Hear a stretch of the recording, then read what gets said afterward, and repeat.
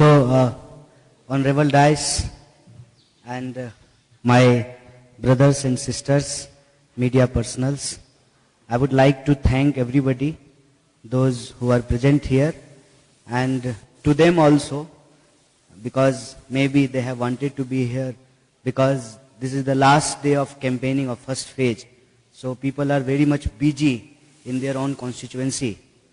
I know there are too much difficulties to organize such kind of program during the election. But I am very thankful to the leaders of PCC, NSY Youth Congress, Mahila Congress and Seva Dal. Because this is very important, because before I start, I have one disclaimer. First of all, I am here not as a leader. I am here as a former student. I have just passed my university and I have completed my PhD in 2018.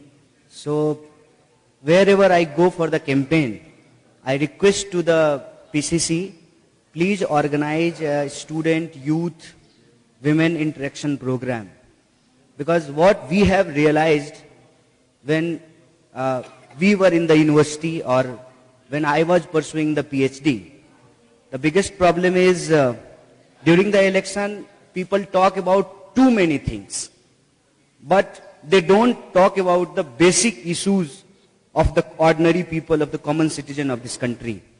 So, if election is taking place in any state, so what should be the agenda? What should be the issues where we have to be very careful and there must be a concern? Being a student, what I felt and what I have been feeling, that there is too much they talk about so many things, but they don't talk about the basic thing of the society and how we can build a better society as like a stable nation state. There are something which I with you, but the format should be, you must ask the question, you must okay. Yes sir, no problem.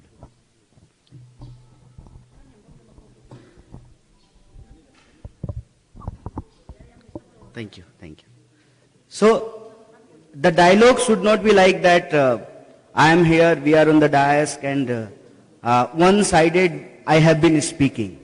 The dialogue must be like that, you must also ask the questions, you should talk to your mind, you must raise your questions, and in our capacity, in our understanding, we will try our best to answer your questions.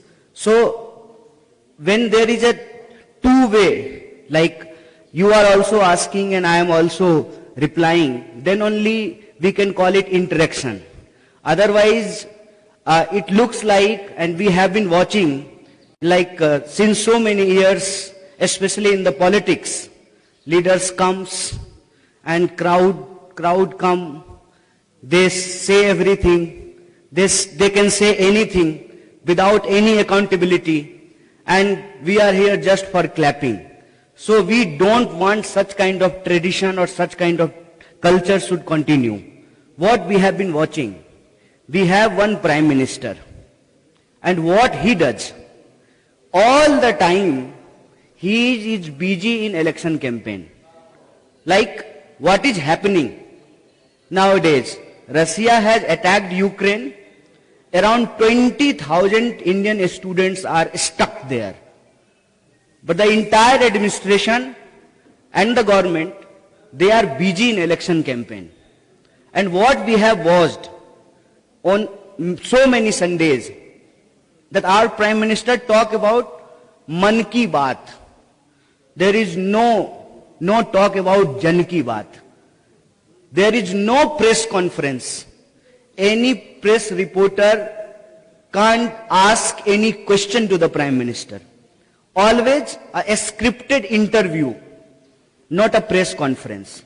So decent dialogue, interaction is the fundamental things about democracy. So first of all, we have to understand there is attack on our democratic culture.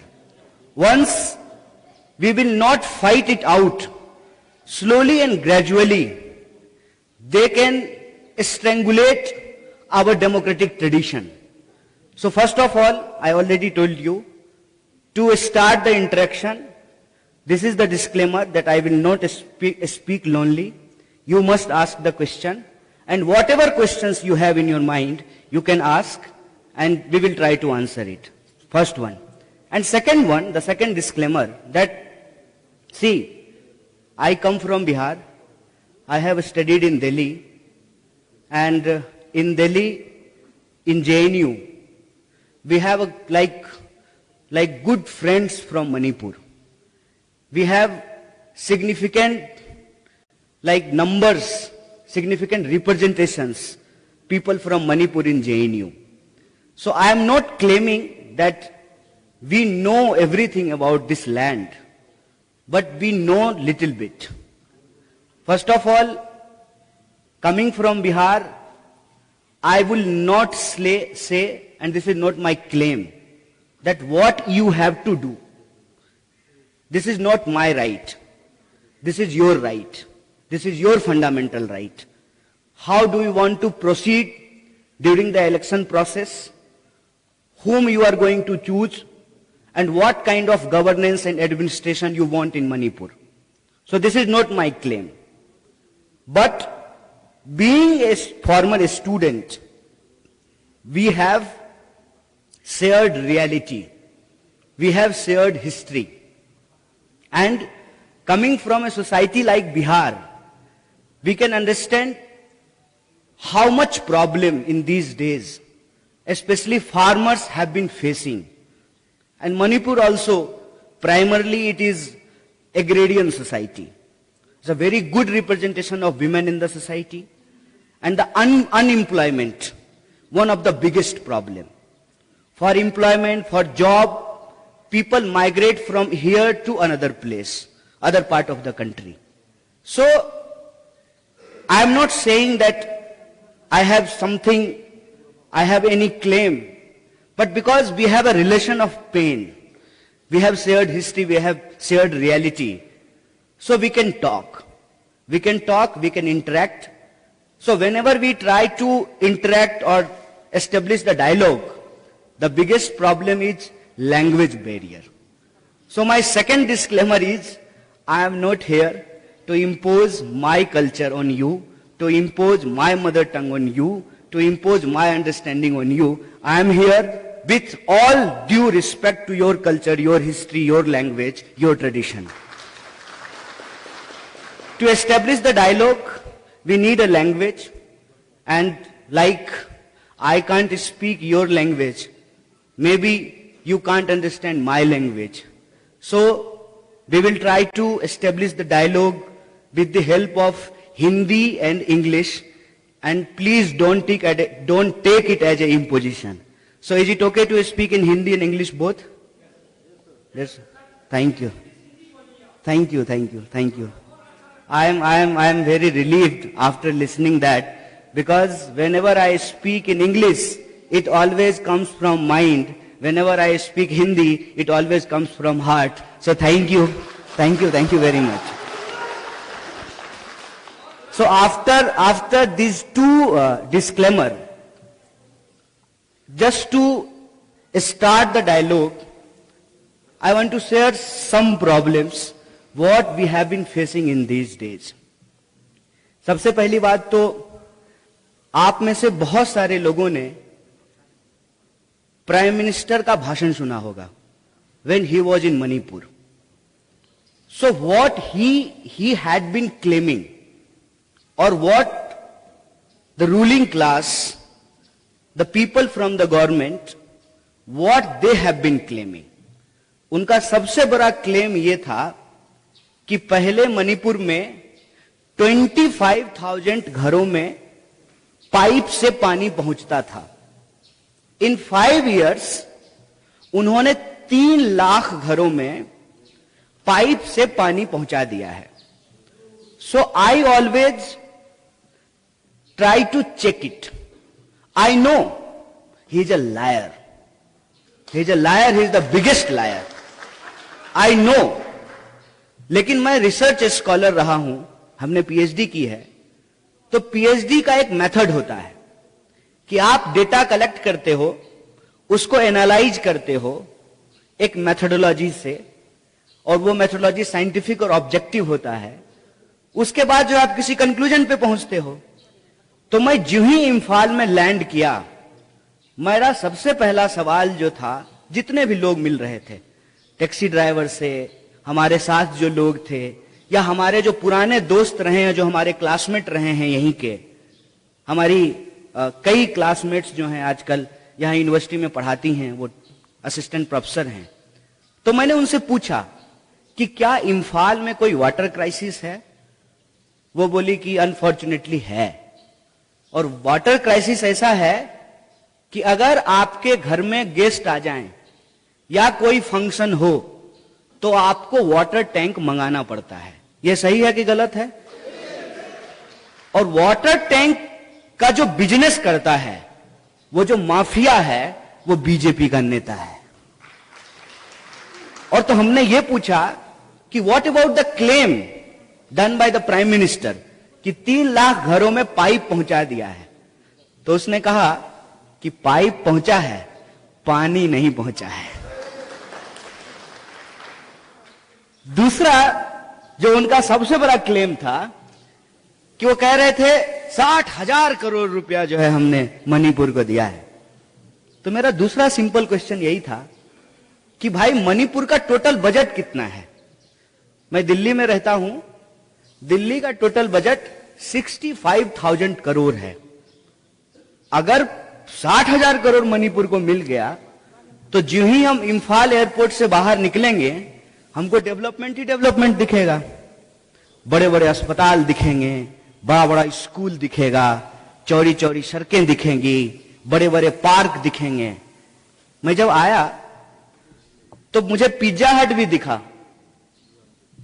साथ ही साथ जो है under developed, under construction houses भी दिखे. तो ये तो मैं समझ गया कि बजट के क्लेम में कुछ ना कुछ फॉल्ट है. और जब मैंने दूसरा सवाल पूछा यहां हमारे जो इकोनॉमिक्स को पढ़ाने वाले दोस्त हैं उनसे, उन्होंने कहा कि इस 5 साल में इस सरकार ने यहां के ट्रेजरी को बैंकरप्ट कर दिया है. सिचुएशन यह है कि आरबीआई ने रोक लगा रखी है. जब भी मणिपुर की गवर्नमेंट विड्रॉ करना चाहती है तो आरबीआई ने रोक लगा रखा है कि you can not withdraw. Reality यह है कि इनके जो पैकेज के दावे हैं वो झूठ है. उसके बाद मैं आया तो मुझे एक चीज और बहुत अच्छी लगी. मैं नाम्बोल भी गया, रूरल एरियाज में भी गया. हर गांव में बच्चे खेलते हुए नजर आए. कोई फुटबॉल खेल रहा है, कोई अगर कुछ नहीं कर रहा है तो कैरम खेल रहा था. वैसे मैं आपको बता दूं, मेरा यहां का एक दोस्त था, वो हमारे हॉस्टल में रहता था, मणिपुर का ही. वो कैरम में पूरी यूनिवर्सिटी को हरा देता था, उससे कैरम कोई नहीं जीतता था. तो मैंने देखा कि स्पोर्ट्स का कल्चर है यहां पे. ये धरती है, this is the land of medallist. लोग यहां से मेडल जीतते हैं. मेरी क्यूरियोसिटी ये थी कि सोसाइटी इसको कर रही है या स्टेट भी कोई रोल प्ले कर रहा है. व्हाट आई हैव गॉट कि इन्होंने प्रोमिस किया था, अनदर लाई, कि ये मणिपुर में एक स्पोर्ट्स यूनिवर्सिटी बनाएंगे. आप लोग बता दीजिए, स्पोर्ट्स यूनिवर्सिटी बन गया है क्या? तो झूठ है ना.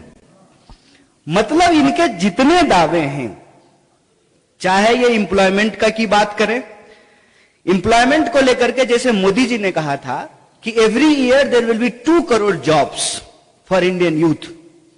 Same this government has promised here 1.5 lakh job every year. So in 5 years it should be 7.5 lakh, 7,50,000 job होना चाहिए। रियलिटी जॉब का जब हम पता करना शुरू किए तो पता चला कि बहुत सारे गवर्नमेंट सेक्टर में वैकेंसीज हैं, लेकिन वो इस वैकेंसी को भर नहीं रहे हैं। जॉब को ये कॉन्ट्रैक्ट पे दे रहे हैं, उसका जो है कॉन्ट्रैक्चुअलाइजेशन कर रहे हैं, और जो वैकेंसी है एक भी वैकेंसी को कंप्लीट नहीं किया है। एक और प्रॉमिस किया गया था प्राइम मिनिस्टर के द्वारा ही कि मणिपुर की जो रिजर्व फोर्स है उसको एक्सक्लूसिव पैरामिलिट्री फोर्स हम बनाएंगे। हमने फिर से जो है पे कमीशन के बारे में पता किया कि 7th पे कमीशन इंप्लीमेंट हुआ है कि नहीं हुआ है। हर जगह हमको यह लगा कि जॉब के मामले में झूठ बोला गया है। Another very important thing which is like agriculture and farmers, वो तो पूरे देश की हालत यह है, हम लोग 2022 में हैं, ये फरवरी का महीना है, और आप सब प्राइम मिनिस्टर के उस भाषण को याद कीजिए जिसमें उन्होंने कहा था कि 2022 तक, 2022 तक हम देश के फार्मर्स के इनकम को डबल कर देंगे। हालत यह है कि मणिपुर की एक बड़ी ही पेनफुल इंसिडेंट के बारे में मुझे पता चला कि यूरिया की स्कार्सिटी हो गई यहां पे, और यूरिया लेने के लिए जो फार्मर्स लाइन में लगे हुए थे, एक फार्मर की डेथ हो गई लाइन में। ये जो इश्यूज हैं आज हमारे सामने, हम चाहते हैं कि पॉलिटिकल डिस्कोर्स, पॉलिटिकल डिस्कशन वो यहां के आम लोगों के सवालों पे होना चाहिए।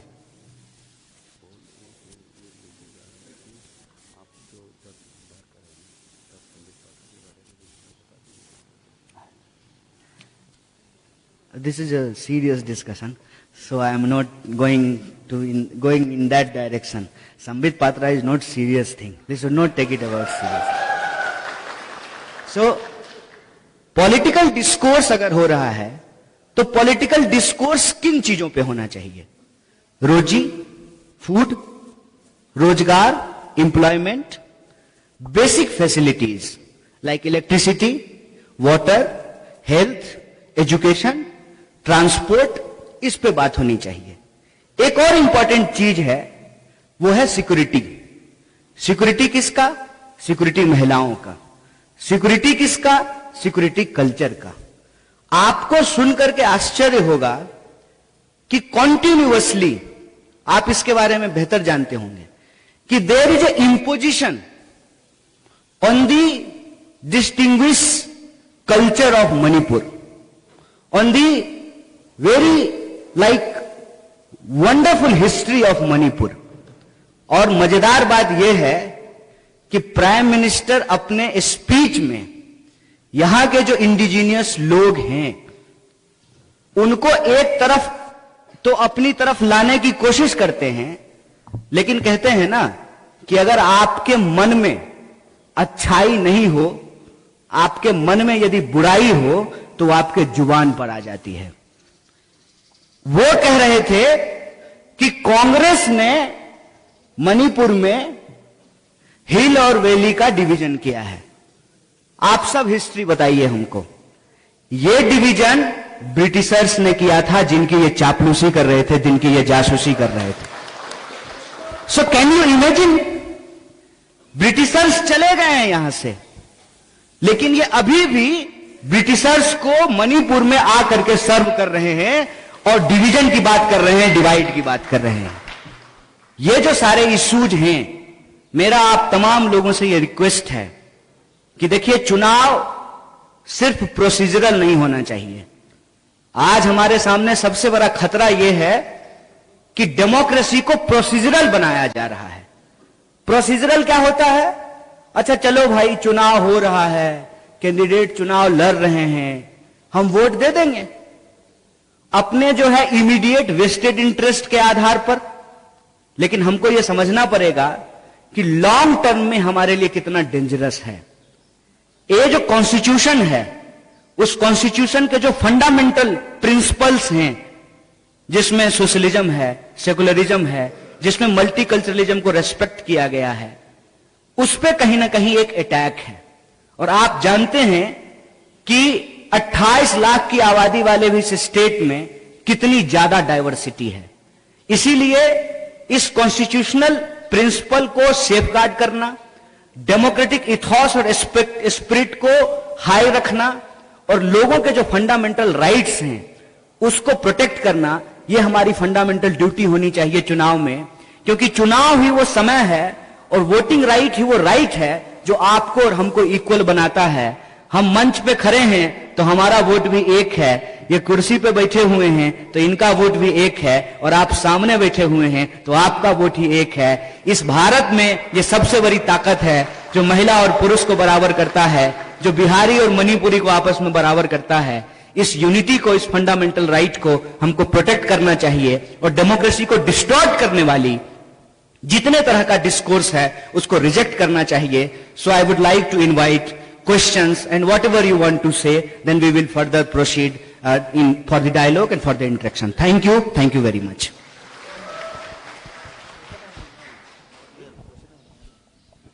Mayamgi marakta wahang hangningbal lay boy, wahang amta hang birak payagani.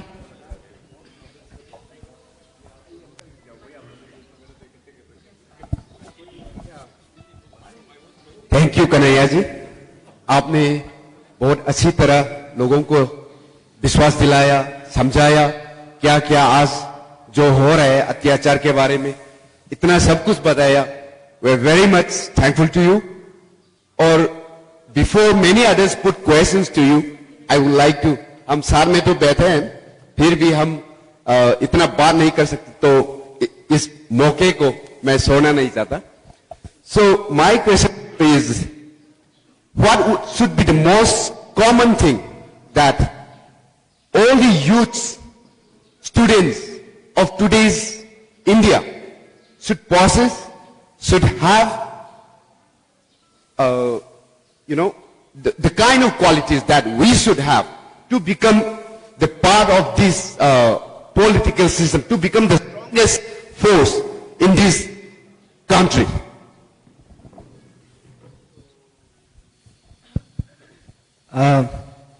आपने सवाल किया है, मंच से, स्टेज से ही क्वेश्चन आया है पहला। जहां तक मैं इनके क्वेश्चन को समझा हूं कि आप कह रहे हैं कि यूथ के लिए आज सबसे बड़ा जी, मेरे ख्याल में मेरी PhD social transformation in south Africa मेरा पीएचडी टॉपिक था, और हमने मंडेला को काफी पढ़ा है, नेल्सन मंडेला को। मंडेला जी के बारे में वैसे तो बहुत सारी बातें कही जाती है, एक जो बहुत इंपॉर्टेंट चीज था वो था ट्रूथ एंड रिकंसिलेशन, मतलब सच्चाई को स्वीकार करना और फिर दोषी अगर अपना दोष मान ले तो उसको माफ कर देना। मंडेला जी ये कहते हैं कि ये समझने के लिए लोगों के अंदर एजुकेशन होना बहुत जरूरी है। इसीलिए उनका एक बहुत फेमस कोट है, education is the most powerful weapon to transform the society. किसी भी यूथ के लिए उसका जो फंडामेंटल क्वेश्चन है दिमाग का, उसको लेकर के उसको एजुकेट करना। और एजुकेशन क्या है? एजुकेशन एक प्रोसेस है लर्निंग और अनलर्निंग का। हमने जो कुछ सीखा है, गलत आदतें भी तो हम सोसाइटी में ही सीखते हैं ना। So whatever we have learned which is not useful or the bad or like incorrect, उसको अनलर्न करना, और जो हमने सीखा है उसको सोसाइटी के अंदर जाकर के चेक करना कि जो सीखा है ये कितना यूजफुल है। तो ये लर्निंग और अनलर्निंग का प्रोसेस ही एजुकेशन होता है।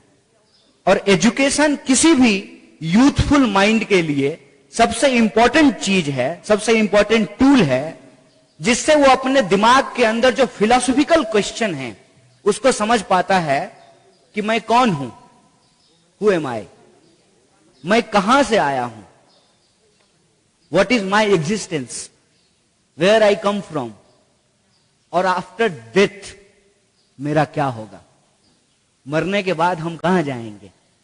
ये जो 3 बेसिक फिलोसॉफिकल फंडामेंटल क्वेश्चन है उसको इंसान समझ सकता है जब उसके पास एक वेपन हो। हम ये नहीं कहते हैं कि जानवर पानी नहीं पीते हैं, जानवर भी तो पानी पीते हैं ना, लेकिन आप तो ग्लास से पीते हैं, बॉटल से पीते हैं, इसीलिए तो आप अपने आप को सिविलाइज्ड कहते हैं, आप अपने आप को होमोसेपियंस कहते हैं, आप कहते हैं कि हमारी सोसाइटी जो है ये ह्यूमन सोसाइटी है, जो कॉपरेशन से चलता है, जो उससे एक कलेक्टिव का निर्माण होता है। तो इंडिविजुअल और कलेक्टिव का जो कॉन्ट्राडिक्शन होता है, उस कॉन्ट्राडिक्शन को समझने के लिए एजुकेशन हमारा सबसे इंपॉर्टेंट चीज है। और कोई भी रिजीम जब आपके एजुकेशन को इग्नोर करने लगे या यह कहने लगे कि आपको क्या करना चाहिए, क्या नहीं करना चाहिए, तो आप समझ लीजिए कि वो कहीं ना कहीं आपके दिमाग को कंट्रोल करने की कोशिश कर रहा है। और आज हम ये देख रहे हैं, लोग कहते हैं कि ये पोस्ट ट्रूथ का टाइम है। पोस्ट ट्रूथ क्या होता है कि प्रोपेगेंडा करके एक झूठ को एस्टेब्लिश कर देना और उस झूठ के द्वारा through that lie they want to control the society. ये जो सिचुएशन है, इस सिचुएशन में हम लोगों को केयरफुल रहना पड़ेगा। हमको जो ट्रुथ हमको बताने की कोशिश की जा रही है, वो ट्रुथ एक्चुअली ट्रुथ है कि नहीं है, उसको हमको एनालाइज करना पड़ेगा। आप सब जानते हैं कि आज जितनी तेजी से न्यूज फैलता है, उससे ज्यादा तेजी से फेक न्यूज फैलता है। आप सब इस बात को जानते हैं। ये जो इंफॉर्मेशन एंड कम्युनिकेशन का टाइम है, इस टाइम पे लोगों के दिमाग को कंट्रोल करने की कोशिश की जाती है। और ये कंट्रोल हम तभी खत्म कर सकते हैं जब हम एक थॉटफुल इंसान बनेंगे। और हम एक थॉटफुल इंसान तभी बन सकते हैं जब हमारे पास फंडामेंटल बेसिक एजुकेशन होगा। इसीलिए कहा गया है कि यह मत समझाओ कि क्या पढ़ना चाहिए, यह समझाओ कि कैसे पढ़ना चाहिए। अगर आपका क्रिटिकल माइंड है, if you have a critical mind, you can understand the situation. तो आज हम यह समझते हैं कि किसी भी यूथ के लिए सबसे जो फंडामेंटल इश्यू होना चाहिए वो एजुकेशन होना चाहिए, कि मुझे पढ़ना है, मुझे एजुकेशन लेनी है। और मैं आपको भगत सिंह को कोट कर रहा हूं। भगत सिंह कहते हैं कि इनकलाब मीन्स रेवोल्यूशन, इनकलाब कभी भी बम और पिस्तौल से नहीं आता।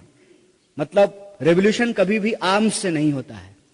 यह हमेशा जो है विचारों से होता है, थॉट से होता है।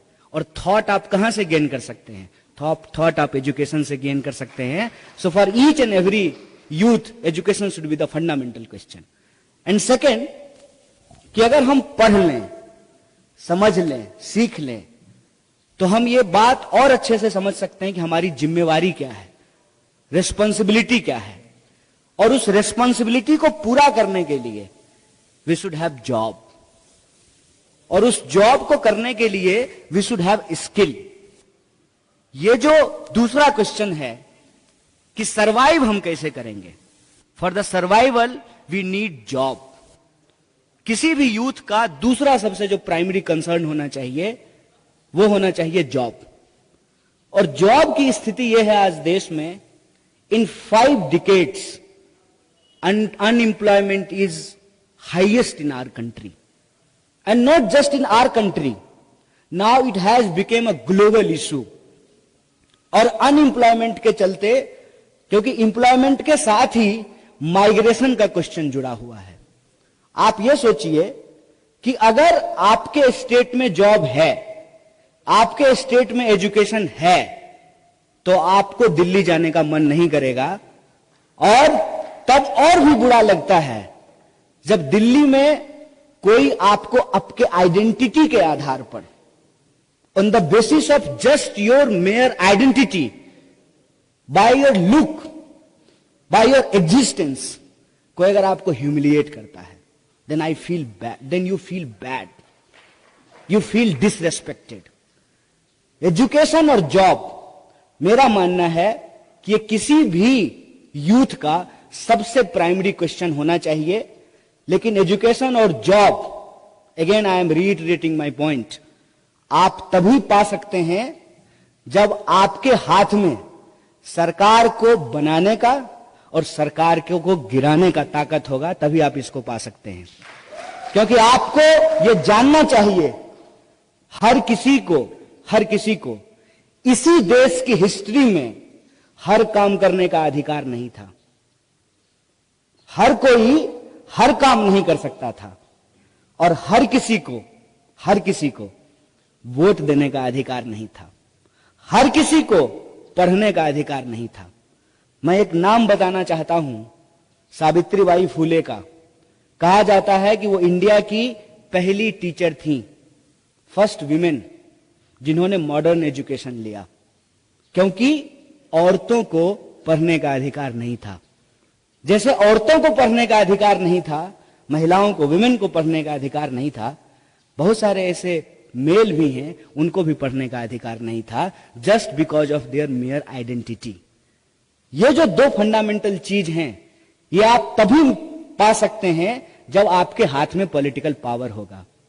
और ये कोई भी अगर आपको बोलता है कि स्टूडेंट को पॉलिटिक्स नहीं करना चाहिए, देन यू मस्ट अंडरस्टैंड कि ये सबसे गंदा पॉलिटिक्स है आपके खिलाफ। अगर सब कुछ, if everything is being decided by the politics, we have to decide our own politics. हमको वो पॉलिटिक्स चुनना पड़ेगा जिसमें हमारे फंडामेंटल क्वेश्चन हो, एजुकेशन की बात हो, एम्प्लॉयमेंट की बात हो। तो इसीलिए तीसरा जो सबसे बड़ा इशू है किसी भी यूथ के लिए, कि गवर्नेंस कैसा होना चाहिए, गवर्नमेंट कैसा होना चाहिए, एडमिनिस्ट्रेशन कैसा होना चाहिए, पॉलिटिक्स कैसी होनी चाहिए, और पॉलिटिक्स का फंडामेंटल क्वेश्चन क्या होना चाहिए। और आज के समय में हम लोगों को loudly, being as a ordinary citizen of this country, हम लोगों को कॉन्स्टिट्यूशनल डेमोक्रेसी को रीइटरेट करना चाहिए, उसको रिवाइव करना, उसको स्ट्रॉन्ग करना। ये किसी भी इंडियन यूथ का एक कंसर्न होना चाहिए, कि इशू होना चाहिए। Thank you very much. My name is Rapal Longkamai. I am from NSUI representing the Hills district. First, thank you, sir, for coming here to interact with us today. My question is, how do one courage up to have the potential, the ability, and the quality of a political activist in India? My second question is, how do young minds ensure to have a successful political career in a country like India, whereas in a state like Manipur? However, we are still living in a generation where majority of the politicians are in their 60s, 70s. And a politicians in their 40s are considered a young politicians. And lastly, sir, what is your mission and vision? What is your mission and visions in the world of politics? So I would like to, when it comes to Hindi, I have some difficulties. So may I request you please answer my question in English. Thank you, sir.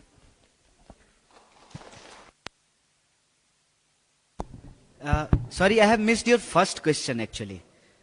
What was your first question? Can you repeat it, please? Sorry. How do one courage up to have the potential and the ability, quality of To become an activist. Yeah, political activist. Political activist. Okay.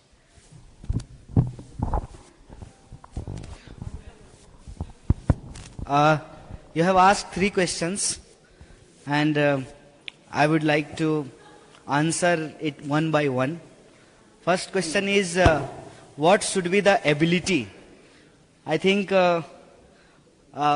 this is this is the most difficult question, because really I don't know what should be the ability.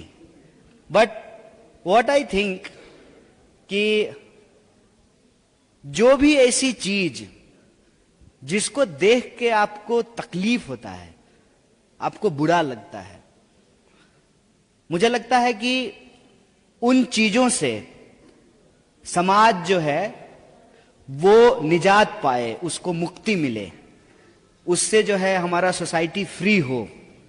ये एक basic sensitivity होना बहुत जरूरी है।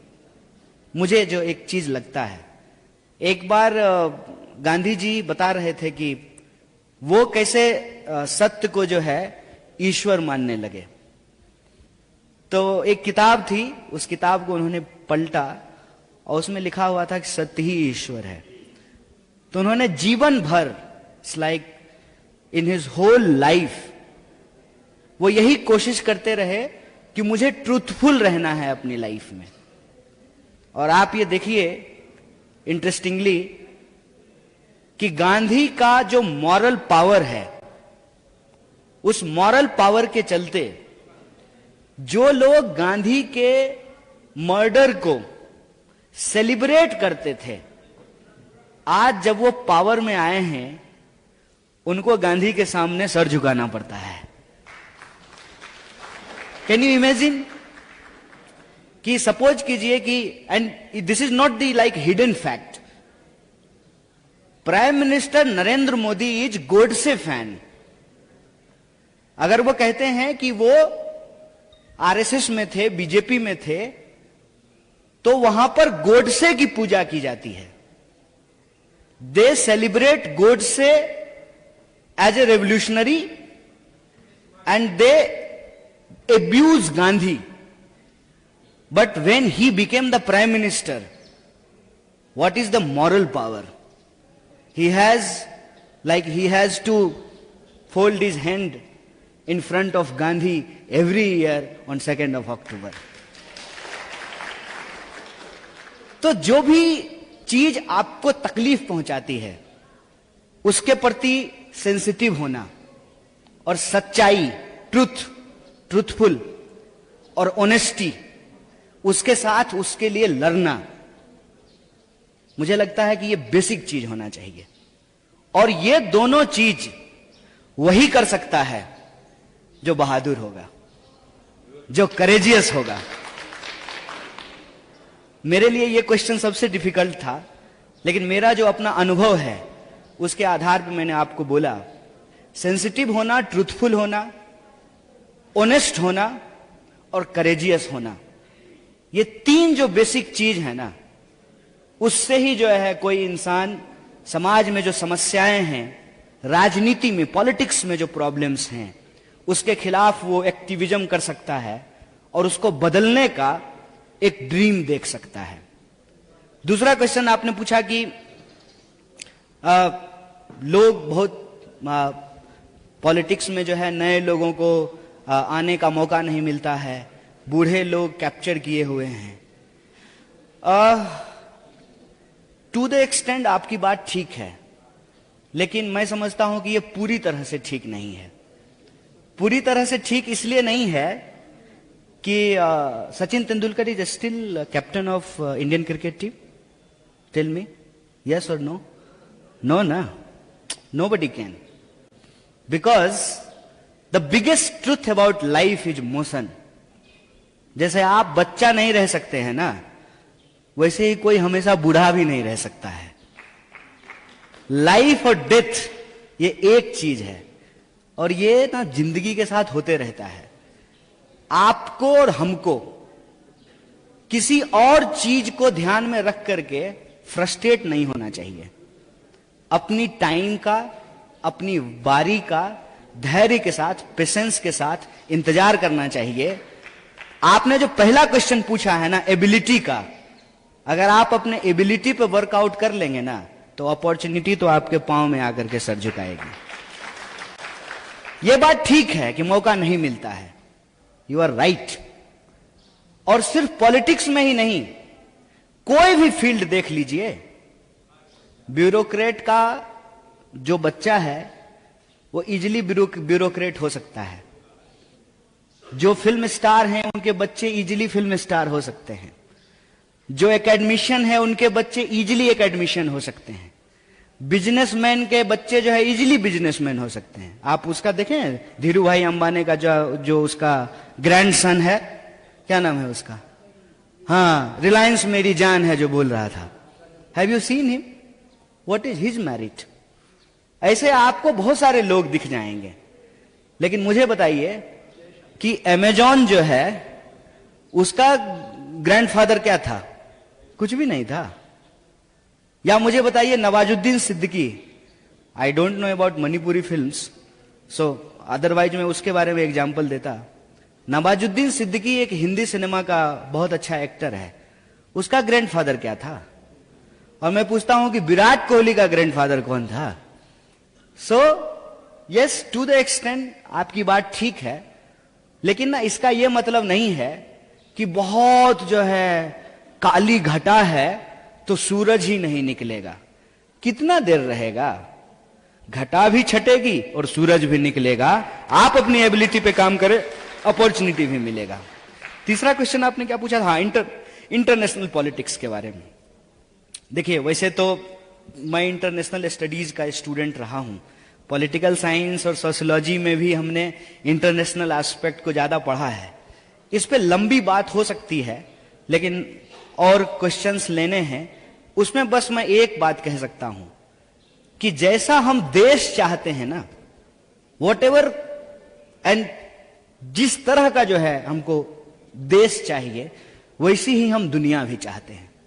हम नहीं चाहते हैं कि हमारा कंट्री जो है किसी के ऊपर अटैक करे, तो हम ये भी नहीं चाहते हैं कि कोई भी कंट्री किसी कंट्री के ऊपर अटैक करे। So we want war free world, we want peaceful world. Secondly, कि पीस जो है ना वो तभी हो सकता है जब हम इक्वलिटी और जस्टिस को प्रोटेक्ट करने की कोशिश करें collectively as a human kind. तो हम चाहते हैं कि दुनिया, पूरी दुनिया जो है ना, वो ग्लोबल जस्टिस और ग्लोबल इक्वालिटी की बात करें। इक्वालिटी डजंट मीन कि आपका और हमारा हाइट मिलाने के लिए जो है हमारा पांव काट दिया जाए। इक्वालिटी मीन्स कि whatever we want, whatever need we have, it should be fulfilled. And तीसरा, कि आजकल ना हम लोग नेचर के साथ जो है ना बड़े क्रूएल हो गए हैं। इकोलॉजी को बचाना, उसको प्रोटेक्ट करना, क्लीन इन्वायरमेंट, ग्रीन इन्वायरमेंट, ये तीन चीज को के ऊपर जो है ना एक ग्लोबल एफर्ट करने की जरूरत है।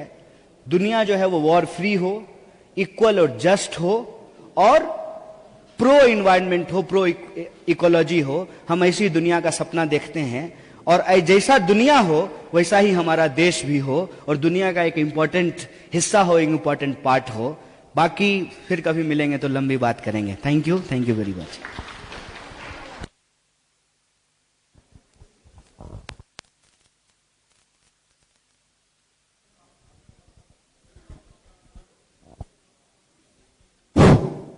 Sir, I have one question.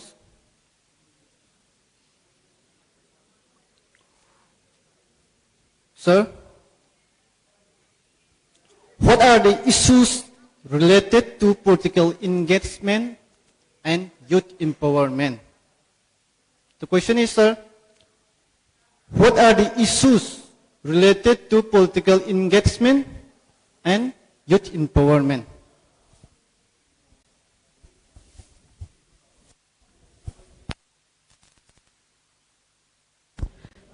Actually, these two things are dialectically related to each other. Political engagement and youth empowerment. Without empowering the youth, politics will be always like a segregated thing. There will be a lack of engagement. And without engagement, we will be not aware about our political rights, our political responsibility.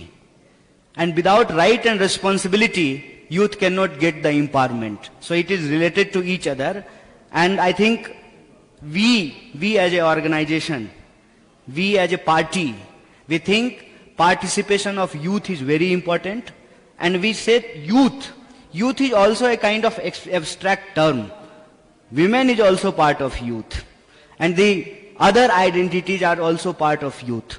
So participation, engagement, it is very important for the empowerment. And as a country, as a citizen of India, we know that India is the youngest country of the world. Each fifth person of the world is Indian youth. So our youth population is around 55%. So without empowering the youth, politics cannot be based on equality and justice. So it must be implemented in politics, and gradually, slowly, we are trying to implement it. So this interaction is the part of that process only. Thank you very much.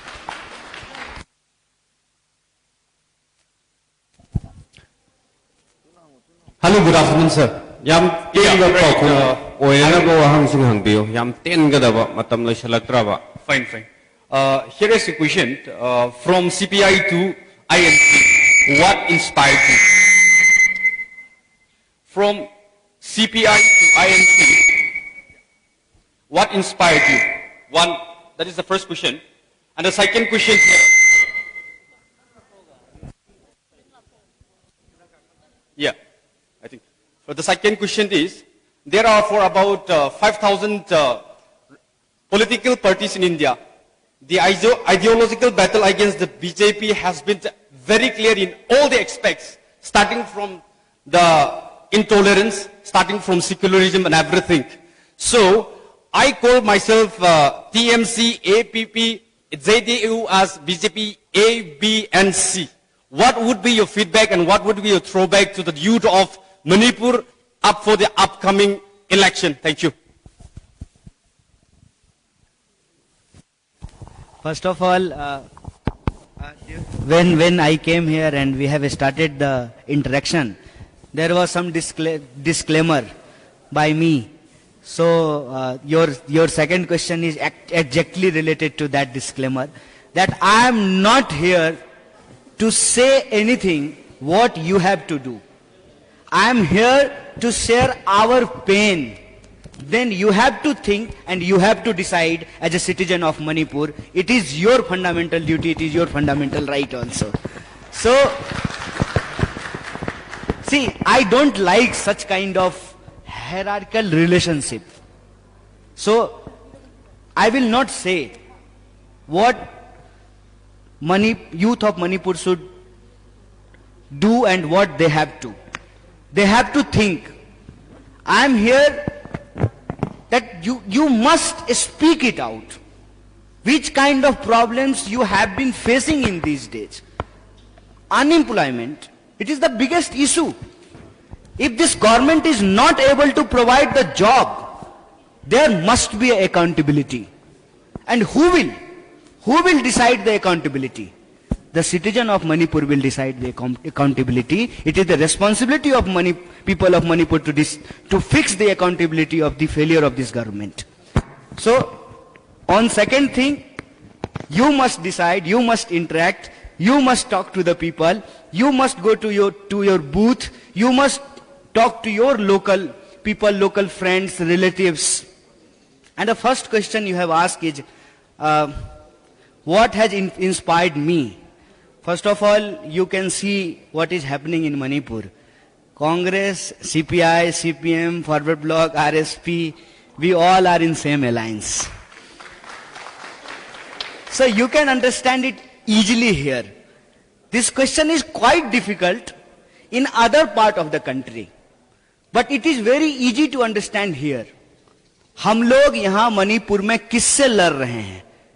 हम लोग मणिपुर में mafia से लड़ रहे हैं, जिसका काम है मणिपुर के पावर को ग्रैब करना और मणिपुर से सिर्फ मनी निकालना. You are getting my point?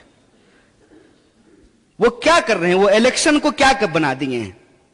Election को वो पूरी तरह से मनी का गेम बना दिए हैं. अगर इलेक्शन पूरी तरीके से मनी का गेम हो जाएगा और वो एक डोमिनेंट कल्चर होगा, वो एक हेजेमोनिक फोर्स होगा, तो मजबूरी में सारी पॉलिटिकल पार्टी को भी क्या करना पड़ेगा? उसी रास्ते पे चलेंगे. तो फिर फंडामेंटल राइट कैसे प्रोटेक्ट होगा? लोगों के जो प्रॉब्लम हैं वो पॉलिटिकल डिस्कोर्स कैसे बनेगा? इसीलिए मुझे एक ही चीज इंस्पायर करती है, जिसकी वजह से आज मैं आईएनसी में हूं. और मैं आपको याद दिला दूं, ड्यूरिंग फ्रीडम मूवमेंट भी ऐसा ही सिचुएशन था कि सारे तरह के पॉलिटिकल आइडियोलॉजी के लोग जो इस देश से प्यार करते थे, वो एक प्लेटफॉर्म पे आ गए थे. और अभी कॉन्टेक्स्ट है, मैं आपको बता देता हूं। नेताजी के साथ गांधी जी की एक फंडामेंटल बहस हुई। नेताजी सुभाष चंद्र बोस इस फेवर में थे कि हिटलर से हेल्प लेना चाहिए। गांधी जी कहते थे कि हिटलर जो है वो ब्रिटिशर्स से भी ज्यादा खतरनाक है। और 1945 में हमने क्या देखा? सेकेंड वर्ल्ड वॉर में करोड़ों लोगों ने उनकी जान चली गई। और गांधी हिटलर को चिट्ठी लिखे और गांधी ने कहा कि please stop the war, you can only stop the war. अभी भी एक वॉर का सिचुएशन है ना? ऑनेस्टली मुझे बताइए, कोई है जो इस वॉर को रोक सकता है तो वो है पुतिन, दूसरा कोई नहीं है। हमारी मीडिया चाहे जितना भी म्यूजिक बजा ले, मोदी जी के हाथ में नहीं है कि वो वॉर रोक देंगे। इस वॉर को अगर कोई रोक सकता है तो वो पुतिन है। लेकिन पावरफुल लोग कहते हैं ना कि great power comes with great responsibility.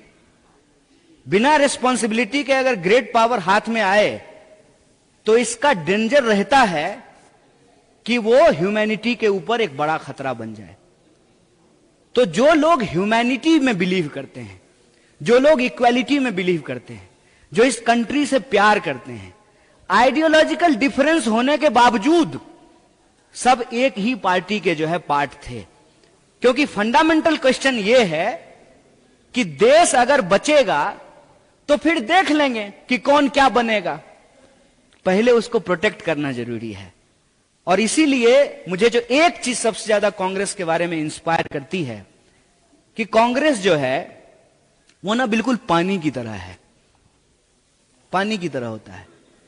इसमें आप जिस तरह के लोग लाएंगे इसका स्वरूप, रूप और रंग वैसा होगा। आप मुझे बताइए, वैसे तो कांग्रेस को जो है एओ ह्यूम ने एस्टेब्लिश किया।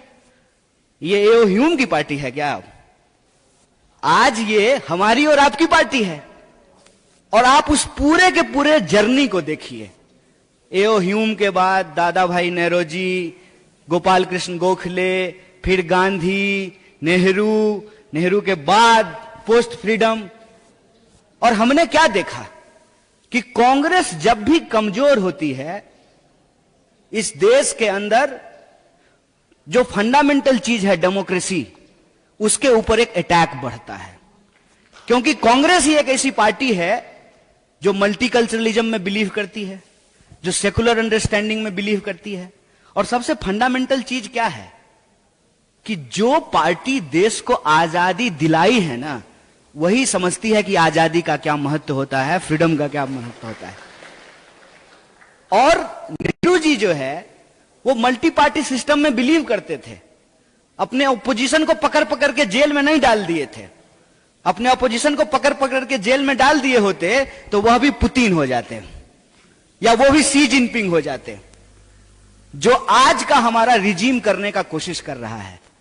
आप कहीं भी चले जाइए, लीडर जो है ना वो लार्जर देन लाइफ बनता जा रहा है और वो लोगों के फंडामेंटल राइट को कंट्रोल करके डेमोक्रेसी को खत्म करने की कोशिश कर रहा है।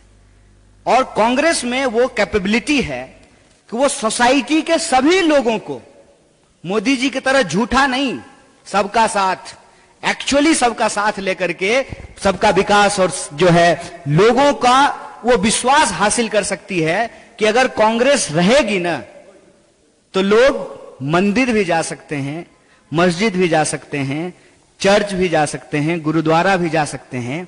और जिसको कहीं नहीं जाने का मन है ना तो आराम से घर में बैठ करके नेटफ्लिक्स भी देख सकता है। ये जो बेसिक फंडामेंटल अंडरस्टैंडिंग है, स्टेट और सिटीजन का जो रिलेशन है, उसको समझने वाली पार्टी है ये। और ये सबको साथ लेकर के चल सकती है। इसीलिए तो जो हमारा है अलायंस है, उसमें सीपीआई भी है, सीपीएम भी है, कांग्रेस भी है, और ये प्रोग्रेसिव और सेकुलर अलायंस है। यही चीज हमको इंस्पायर करती है। Thank you very much.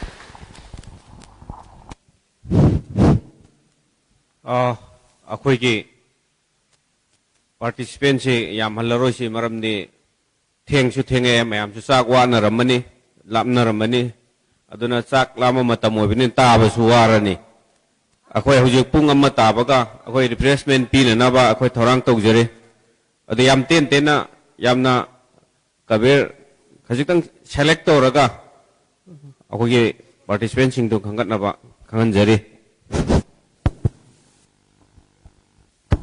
Welcome to Manipur sir, आपका बिग फैन है आप हमें तो मैं आपसे एक बात पूछना चाहेगा, जब हम चुनाव लड़ रहा है, सेंटर में भी हमारा सरकार आएगा, मणिपुर में भी सरकार आएगा, इस तरह हम वो रूलिंग करेगा तो कांग्रेस सरकार आएगा तो हम दोबारा आएगा क्या, इसी तरह।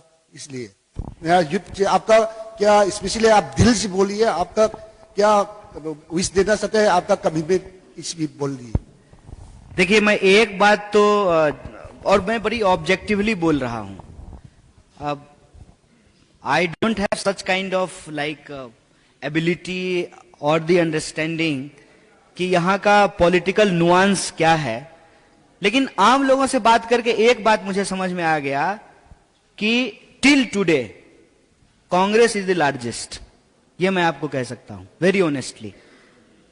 और यहां से आप सब लोग जो यहां बैठे हुए हैं, इस चुनाव को अगर ऐसे ना लड़ें कि कैंडिडेट लड़ रहा है, अगर ऐसे लड़ें कि हम लड़ रहे हैं और मणिपुर के रेस्पेक्ट के लिए लड़ रहे हैं, उसके कल्चर को बचाने के लिए लड़ रहे हैं और अपने फंडामेंटल राइट के लिए लड़ रहे हैं, तो ये इलेक्शन एक मूवमेंट हो जाएगा और तब हमको लगता है कि पक्का भरोसा है कि कांग्रेस को मेजोरिटी आएगी। It is up to you, but in my assessment with limited capacity, I can tell you, still Congress is the largest.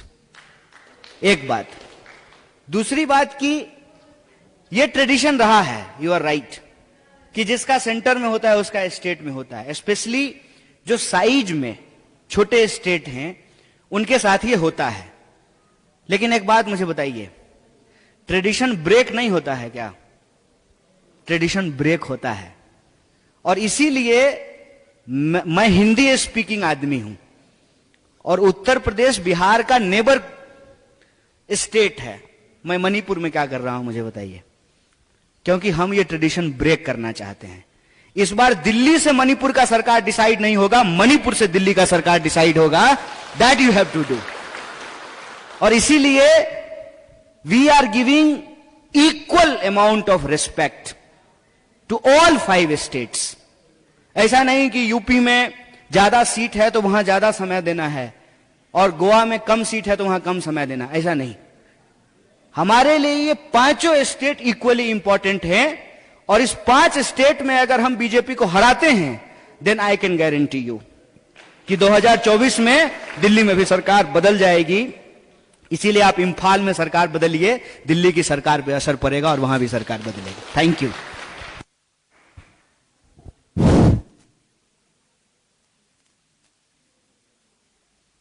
Lairibro.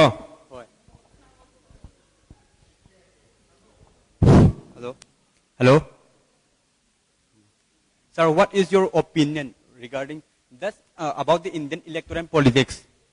My question is this one: does Indian politics need reformation or amendment? For as in case of most of the government jobs, there were. Can you hear me, sir? Yes, brother. In most government jobs, there were retirement age about the age.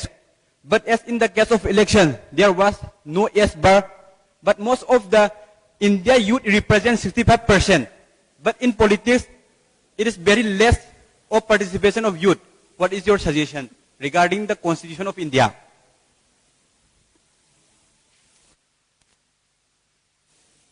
Does Indian electoral politics need reformation or amendment?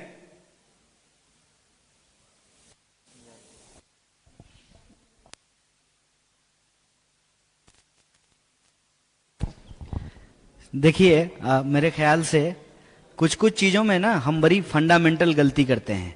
जैसे कि अंडा पहले आया कि मुर्गी? नहीं है? आप इस पे बहस करते रह सकते हैं। हम ये क्यों नहीं समझते हैं कि बिना रिफॉर्म का कोई रेवोल्यूशन नहीं होता है। विदाउट रिफॉर्म कोई रेवोल्यूशन नहीं होता है। अगर आपने इंडियन पॉलिटिक्स से क्वेश्चन पूछा है तो आप कॉन्स्टिट्यूशन के बनने के प्रोसेस को ही देख लीजिए।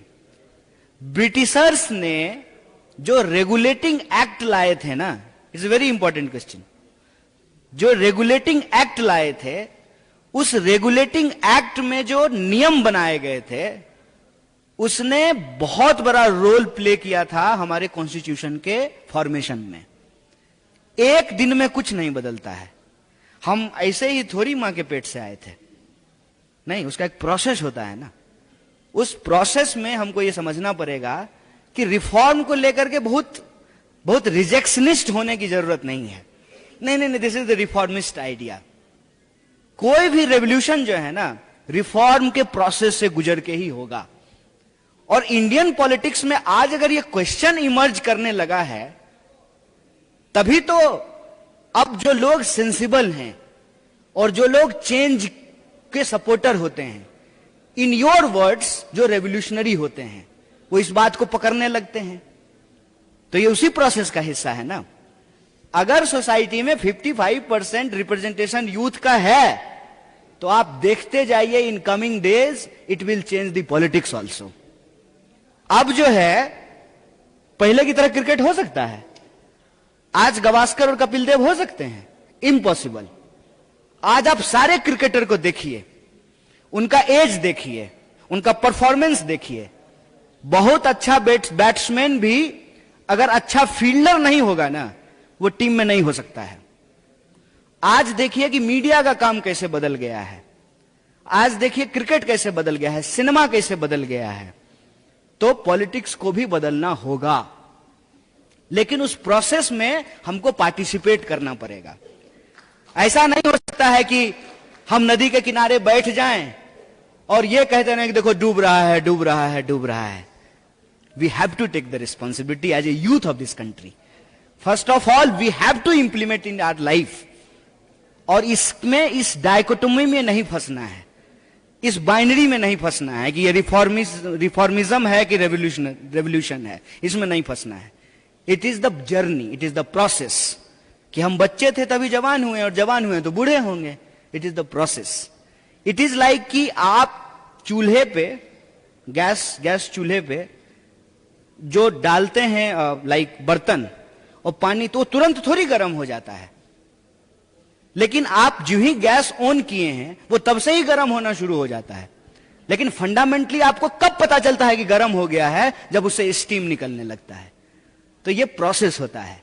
इस प्रोसेस में हम लोगों को पार्टिसिपेट करना पड़ेगा, और रिफॉर्म के थ्रू ही रेवोल्यूशन को हम लोग जाते हैं। It is like quantitative to qualitative change. कि अमाउंट जब आएगा ना, जब बहुत सारे लोग आएंगे, बड़ी संख्या में यूथ आएंगे, तो वही पॉलिटिक्स को बदले में भी, और यही होता भी है। जैसे आप और हम आज अपने इस एज में हैं, तो आज जो लोग जिनको हम समझते हैं कि बूढ़े हो गए हैं, वो भी किसी जमाने में यूथ थे और उस समय में ये यही बात कर रहे होते थे। So it is the part of process.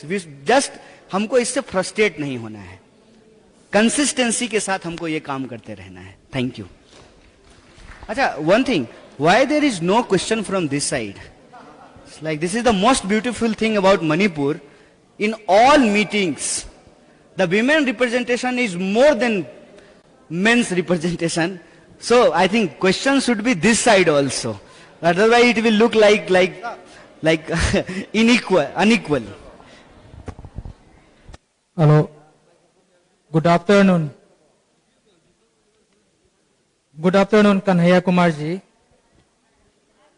I've been waiting for you since early morning, but unfortunately, organizing committee didn't give much time to interact with you. I'm a sociology graduate from Delhi School of Economics, and I'm part of your journey of your 2016 March rally. I know you in person. And now my question is, it's not question, but there is a lack of youth activism in Manipur, especially related to national parties, youth wings or youth organization. Say, for example, INC, NSUI activism it's very much lacking in our own Manipur University campuses. So there is this lack of grooming of leadership, just like you. You are the product of those activism in JNU, DU, and all those things, but it's very much lacking in our state. So I am asking specifically about Manipur, like how serious is this party trying to strengthen youth participations in politics? Recently, one question is, there is this a very youth, energetic, young, dynamic leaders from Congress. So I can mention his name, Popilan Singh. So he is denied ticket in Manipur. So how serious are you to bring a youth participation in Manipur politics?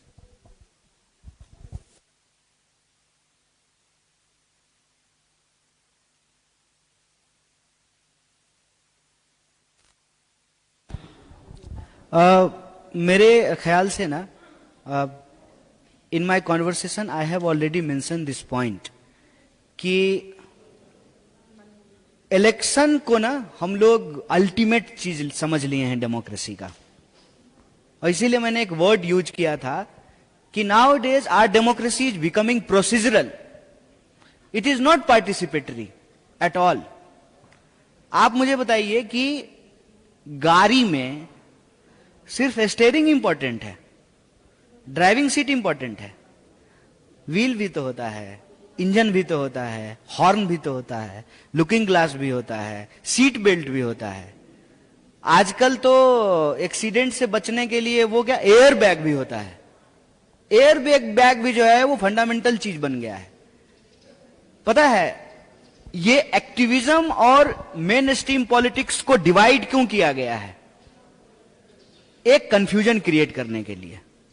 मेरा मानना है कि main stream politics के अंदर ही सब कुछ है, activism भी उसी का पार्ट है। और अगर आप पॉलिटिक्स को as a tool of change समझते हैं, देन इलेक्शन तो उसका एक सेगमेंट है।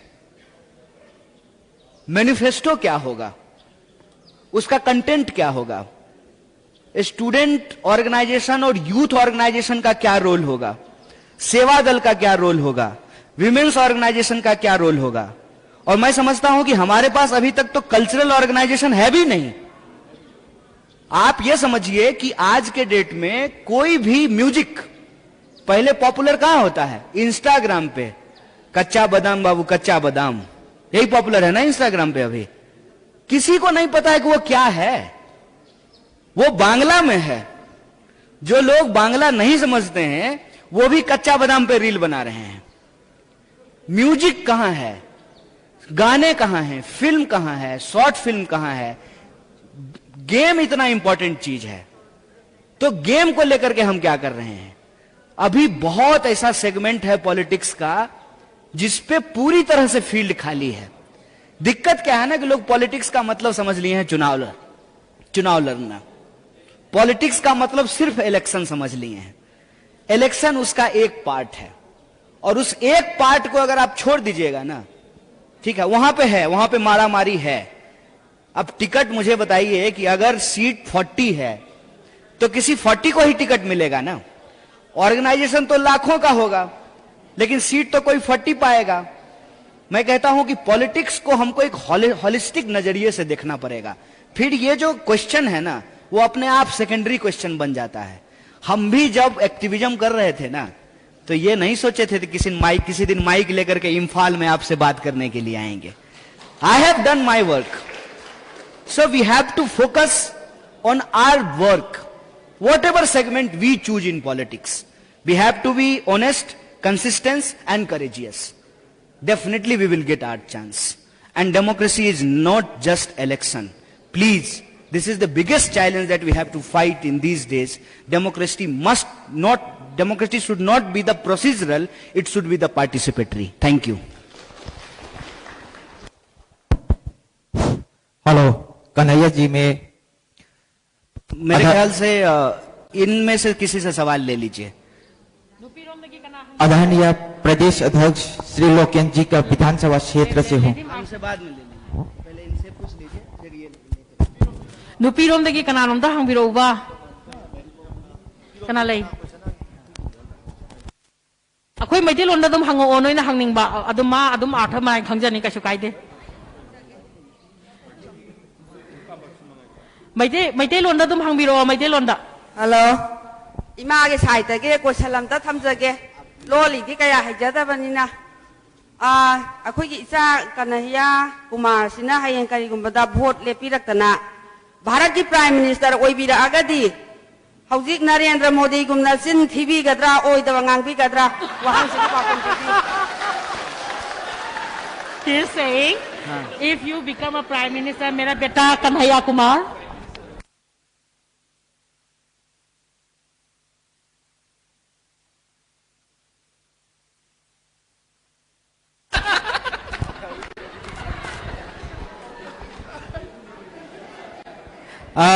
आई थिंक आपने जो कहा है ना, मुझे अपनी डायरी में लिख लेना चाहिए, और जब भी पावर मिलने के बाद मेरा दिमाग खराब होने लगे तो मैं उसको एक बार निकाल करके पढ़ लूं कि मणिपुर में एक मां ने कहा था कि if you will get the power please don't be like Narendra Modi. Thank you.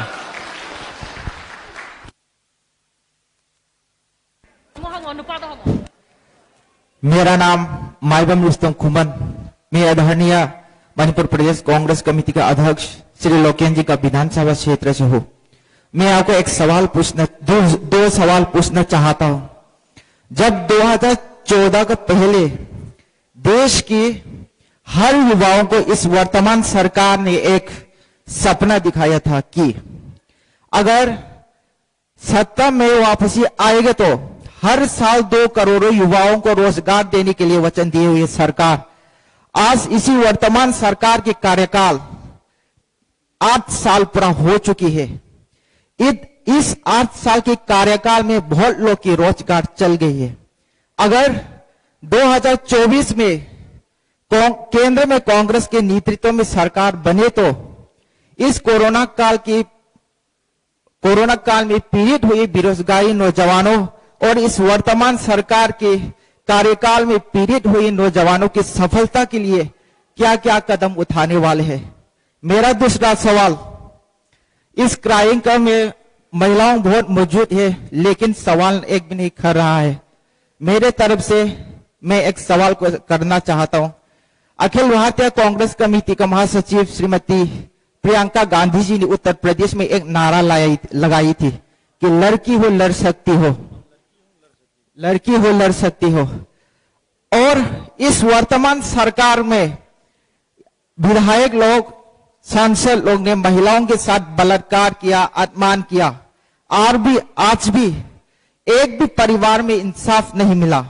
अगर 2024 में केंद्र में कांग्रेस के नेतृत्व में सरकार बने तो महिलाओं को सुरक्षा देने के लिए, महिलाओं को सम्मान देने के लिए क्या क्या कदम उठाने वाले? ये 2 सवाल का जवाब मैं आपके राय जानना चाहता हूं।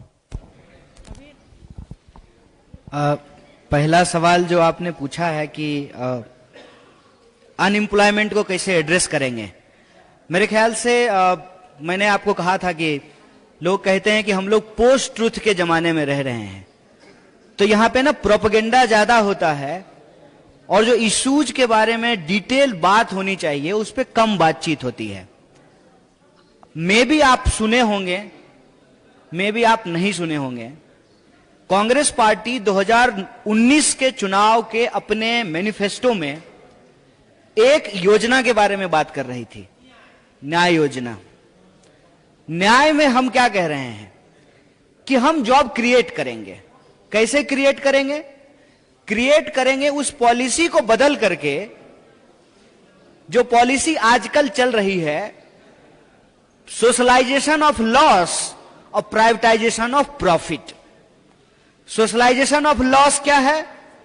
जब पैकेज देने का बात होगा हमारे आपके टैक्स के पैसे से, तो बड़े पूंजीपति को दिया जाएगा, बिग कॉरपोरेट को, और उनका जो प्रॉफिट होगा वो उनका पर्सनल होगा।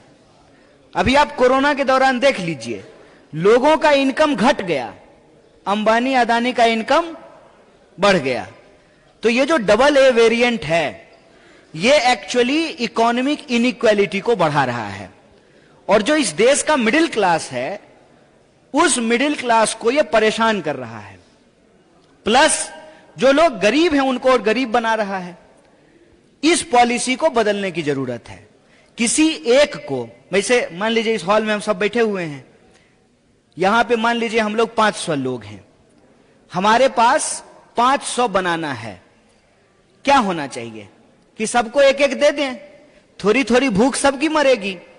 अभी जो सरकार की पॉलिसी वो ये है कि वो 500 बनाना 2 लोगों को दे देंगे और 498 जो लोग हैं उनको छोड़ देंगे।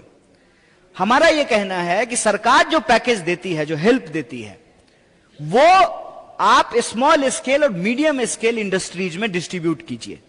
उससे क्या होगा कि जॉब की अपॉर्चुनिटीज ज्यादा क्रिएट होगी।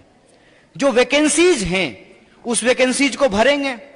जैसे आप जान लीजिए कि जो प्रॉमिस किया था सरकार ने कि 7.5 लाख जॉब दे सकते हैं, एक्चुअली मणिपुर में वो दे सकते थे। जितना डिपार्टमेंट है उस डिपार्टमेंट की वैकेंसी को अगर फुलफिल किया जाए तो लाखों जॉब तो उसी से आ जाएंगे। इसके साथ साथ जो आप कॉन्ट्रैक्ट पे लोगों को ले रहे हैं, आप परमानेंट पे लोगों को लीजिए। तो पैसे का जो है सही तरीके से, बजट का जो है सही तरीके से डिस्ट्रीब्यूशन करना। दूसरा, अगर हम किसी को जॉब नहीं दे पाए, ऐसा हो सकता है क्योंकि आज टेक्नोलॉजी के चलते ह्यूमन लेबर की जरूरत में कमी आई है, यह सच बात है। हम अनएम्प्लॉयड यूथ के ऊपर डिस्ट्रीब्यूट करेंगे, यही है न्याय योजना। इसके द्वारा हम अनएम्प्लॉयमेंट के प्रॉब्लम को एड्रेस करना चाहते हैं। दूसरा जो क्वेश्चन आपने पूछा कि महिलाओं को लेकर के क्या करेंगे, देखिए ये शुरुआत है। महिलाएं समाज की आधी आबादी है, 50% पॉपुलेशन है एटलीस्ट उनका। उनके पॉलिटिकल रिप्रेजेंटेशन को आप इंश्योर कीजिए, वो अपने सोशल इंपावरमेंट को अपने आप गेन कर लेते हैं। जैसे मान लीजिए कि कोई लड़की आपके डिस्ट्रिक्ट की एसपी बन गई है, उसको छेड़ने का हिम्मत करेंगे आप? उसके साथ ईव टीजिंग करेंगे आप? पकड़ करके जेल में डाल देगी। किसी भी सेक्शन को जब तक आप सोशली, इकोनॉमिकली और पॉलिटिकली इंपावर नहीं करेंगे तब तक सोसाइटी में इक्वलिटी नहीं आ सकती है। और पॉलिटिकली इंपावर करने का जो प्रोसेस है, इकोनॉमिकली और सोशली तो वो हो ही रहे हैं अपने प्रोसेस में। आपको भी जान करके आश्चर्य होगा, बाहर में तो लोग मैरी कॉम के नाम से ही जान रहे हैं, चानूबाई के नाम से ही जान रहे हैं। वो आकर के तो नहीं देखे हैं, लेकिन उनको लगता है कि वहां जो है महिलाएं बड़ी इंपावर्ड हैं। तो अगर उनको विमेन रिप्रेजेंटेशन यहां भी इंश्योर किया जाए, उनका पॉलिटिकल पावर मिले, तो उनके खिलाफ जो होने वाले क्राइम हैं वो कम होंगे। और जो क्रिमिनल हैं, ये बात आप जान लीजिए, हम बीजेपी की तरह किसी भी रेपिस्ट को Z+ सिक्योरिटी नहीं देंगे, उनको जेल में डालेंगे। नमस्कार, मैं हूं मानक गुप्ता। अगर आपको हमारा ये वीडियो पसंद आया हो तो इसे लाइक और शेयर जरूर करें, और हां, हमें सब्सक्राइब और फॉलो करना ना भूलें ताकि आप देश और दुनिया की कोई खबर मिस ना करें। तो जुड़े रहिए हमारे साथ और देखते रहिए News 24।